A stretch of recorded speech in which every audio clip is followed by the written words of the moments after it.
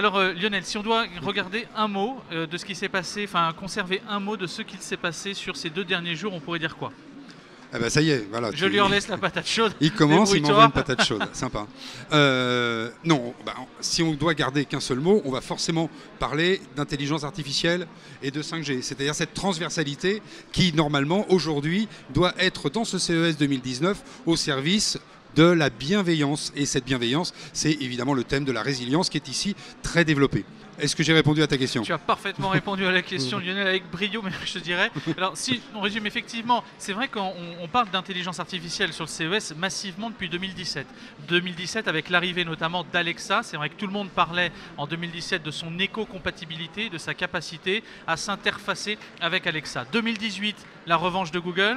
Là, tout est rebrandé Google. On avait des lutins blancs partout sur tous les stands. Et effectivement, c'est la revanche de Google. On s'aperçoit par contre qu'avec les différents scandales qu'il y a pu y avoir sur Cambridge Analytica, la protection des données, tu en faisais mention, la résilience, les problèmes d'éthique, de bienveillance technologique, et ben naturellement, il y a d'autres sujets. Et ce sujet-là, c'est la capacité très certainement de l'IA en 2019 à s'autoporter, à être indépendante, à s'affranchir avec ce mouvement GAFAM Free dont on parle souvent depuis un an, de s'affranchir tout simplement de la dépendance des GAFA au quotidien. Alors maintenant, on va quand même avoir un petit problème parce que moi, j'ai pris quand même quelques chiffres. Quelques chiffres qui ont été annoncés par Amazon. Amazon, donc présent depuis maintenant 2 ans avec son intelligence artificielle Alexa, ils ont annoncé qu'il y avait 100 millions d'objets aujourd'hui dans le monde qui supportaient Exactement. Alexa avec à peu près 28 000 skills, c'est-à-dire 28 000 applications qui sont compatibles avec leur intelligence artificielle et finalement 450 entreprises qui collaborent avec eux. C'est-à-dire que même si on voit beaucoup Google, depuis 2 ans, ils ont beaucoup massif, travaillé. Oui. Et puis surtout, on voit que une remarque très simple, parce que finalement on se dit les assistants vocaux ça sert à quoi, même si on sait qu'ils piratent nos données et que quelque part c'est une sorte de main basse, c'est une sorte de casse, hein, bon, si on prend un terme de voyou.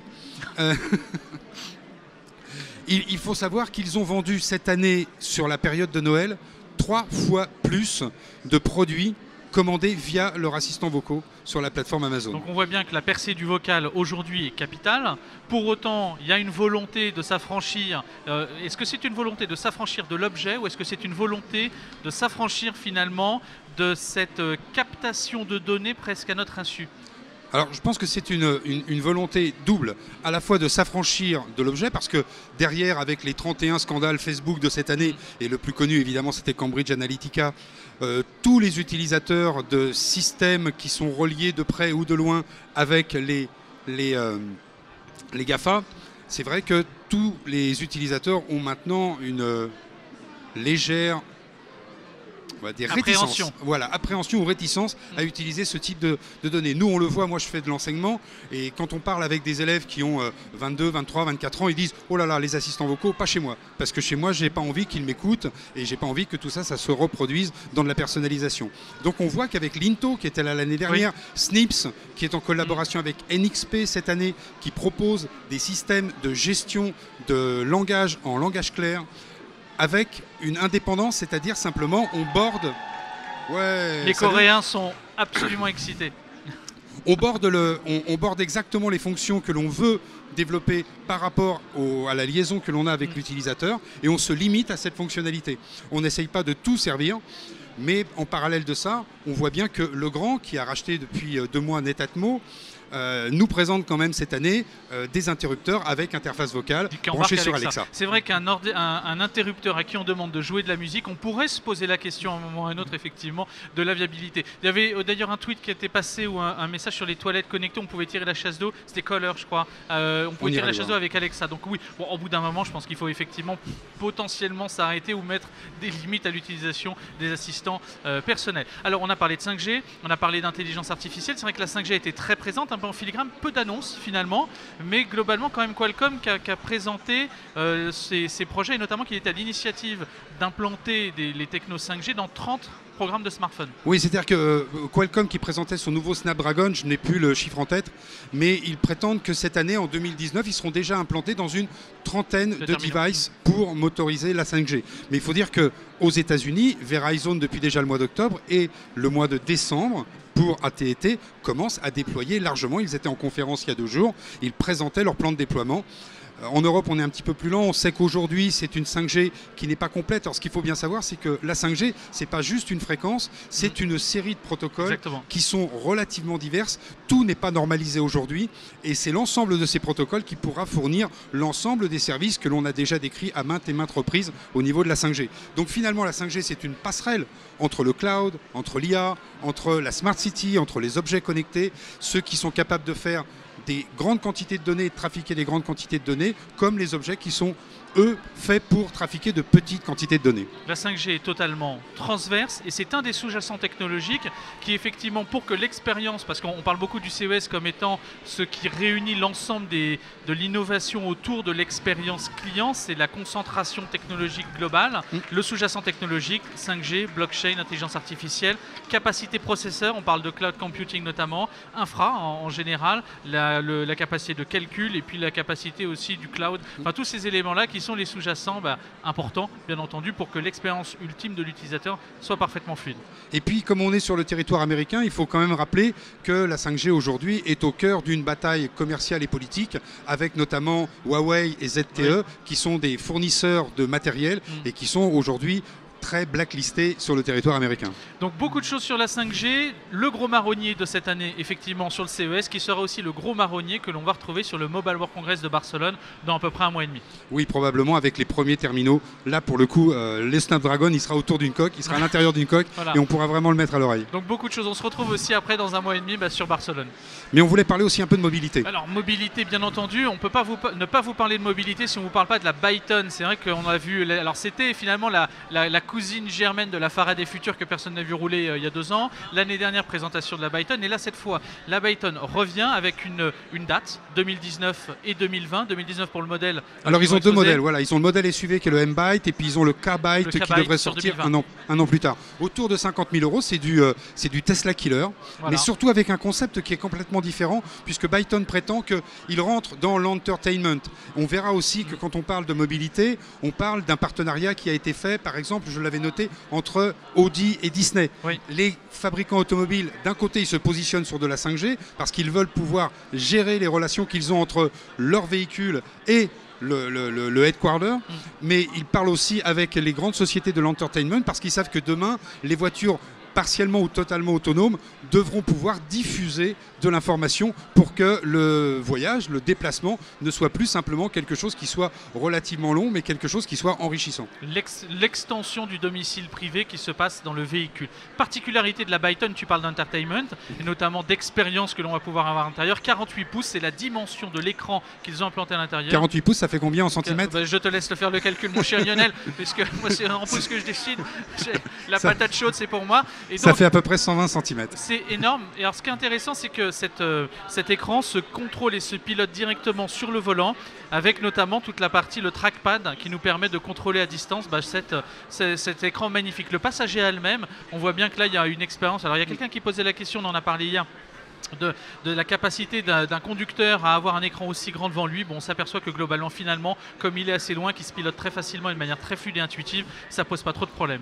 Il y avait aussi un projet avec Kia, si je me trompe pas. Oui, alors Kia, ils ont un projet qui s'appelle READ, R-E-A-D, qui est en fait un détecteur en temps réel d'émotions. Et alors, ils prétendent pouvoir adapter des éléments d'entertainment à vos émotions. C'est-à-dire que l'habitacle de la voiture va capter, alors par le biais des sièges, on n'en a pas parlé, mais pour la Byton, on a quand même un designer français et une société Forestia qui s'est occupée de tout l'aménagement intérieur. Et bien là, c'est pareil. Du côté de l'aménagement, on va pouvoir capter des informations. Alors au niveau du siège, on peut capter la température du corps, le rythme cardiaque, etc.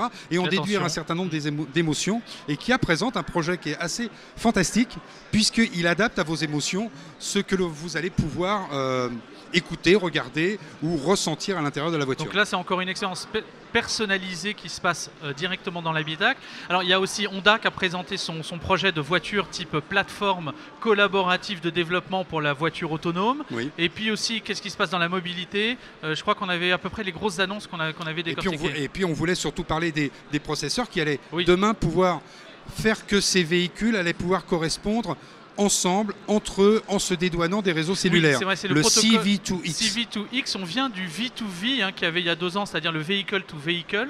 On est passé l'année dernière, on a parlé du V2X, la capacité d'un véhicule à se connecter à un écosystème que sont les feux tricolores, les passages piétons, etc. Et là maintenant, on parle du cellulaire V2X, la capacité des voitures à s'affranchir du réseau type 5G, 4G et à créer un propre réseau cellulaire entre elles directement pour communiquer. Donc là, on voit que quand on parle de 5G dans la voiture autonome, les problématiques de calcul, de responsabilité par rapport à l'acte que va décider la voiture, etc., enfin l'action que la voiture va opérer, on voit bien naturellement que là, on s'affranchit d'une des problématiques fortes, c'est qui est responsable. Ce sera à proprement parler, pas le réseau, si on pense le cas là. Ça devait être prêt pour 2020, c'est prêt sur 2019, et donc globalement, ça va se lancer dans les prochains mois. Et puis alors on a un sujet qu'on n'a pas encore abordé, c'est tout ce qui est réalité augmentée et réalité virtuelle, avec une miniaturisation des systèmes et surtout beaucoup de reconnaissance faciale. Là on va voir normalement au CES un certain nombre d'appareils, de services qui vont pouvoir carrément rentrer en contact avec nous via la reconnaissance faciale. Alors on peut imaginer que dans la voiture du futur, une fois que l'on s'est mis au volant, reconnaissance faciale, réglage du siège et puis vos radios favorites, le paramétrage de votre téléphone, etc. Et bien là, on va le retrouver sur de la maison, sur de la sonnette, sur des systèmes d'alarme, etc. Alors en même temps, réalité augmentée, etc., il y a aussi cette partie-là, c'était 6 Degrees of Freedom. Et donc là, c'était...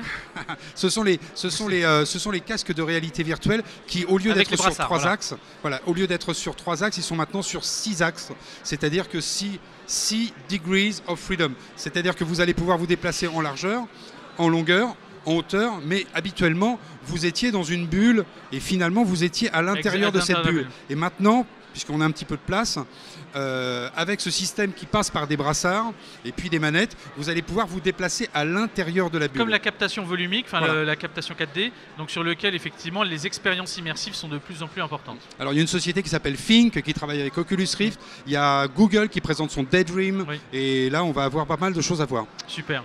Donc ça semble en tout cas sur ce CES assez excitant. Les annonces d'hier, les quelques startups qui étaient présentes sur le Unveiled, qui ont présenté leurs produits, effectivement il y a cette forme toujours d'excitation qu'on a. Oui. Alors entre à la fois le produit techno pur et puis de l'autre côté les tendances que l'on peut extraire de cette consommation de produits électroniques. Mais si on veut conclure pour ce premier rendez-vous matinal avec Christophe et toutes ses équipes dans le cadre de l'Eurotech Week, on pourrait parler un petit peu de ce que Apple a fait dans le cadre du hack de Las Vegas. Ils ont loué une surface très importante d'un des immeubles qui est à côté du Convention Center, et ils se sont appuyés sur cette célèbre maxime qui dit tout ce qui se passe à Las Vegas reste à Las Vegas, et eux ont écrit tout ce qui se passe dans votre iPhone reste dans votre iPhone. Donc on voit bien que là le côté avec en plus le lien sur apple.com/privacy et qui montre bien que ce qui se passe dans l'écosystème Apple est fermé, et là on n'exploite pas les données. Alors après, est-ce que c'est un vœu pieux, est-ce que c'est de la communication ou pas, est-ce qu'il y a vraiment une véracité derrière? On pourra se poser la question. En tout cas ça, on va pouvoir en débattre. Je pense que c'est beaucoup de communication, parce que si on regarde un petit peu dans les chiffres, même tous ceux qui d'entre nous ont un téléphone de la marque à la pomme, en moyenne par jour ils ont 6 mégas d'informations qui partent chez Google. Donc on voit bien qu'effectivement il y a encore beaucoup de travail à faire. On a fait à peu près le tour de la question des grosses annonces qui se sont passées, qui ont été et des grosses thématiques. Des grosses thématiques. Donc maintenant, écoutez, on vous souhaite à tous et à toutes un bon CES. Pour ceux qui nous regardent à distance, on vous fera découvrir dans d'autres vidéos plein de choses, effectivement plein de découvertes avec des invités à partir de demain matin, et puis ensuite demain soir et aussi jeudi soir directement sur l'Eureka Park, ici directement sur le CES. Et puis on ne s'est pas trompé. Voilà, et puis comme on doit conclure, on vous souhaite à tous et à toutes une très bonne journée ou soirée, et puis on vous dit à très vite autour du CES. Bye bye. Bye.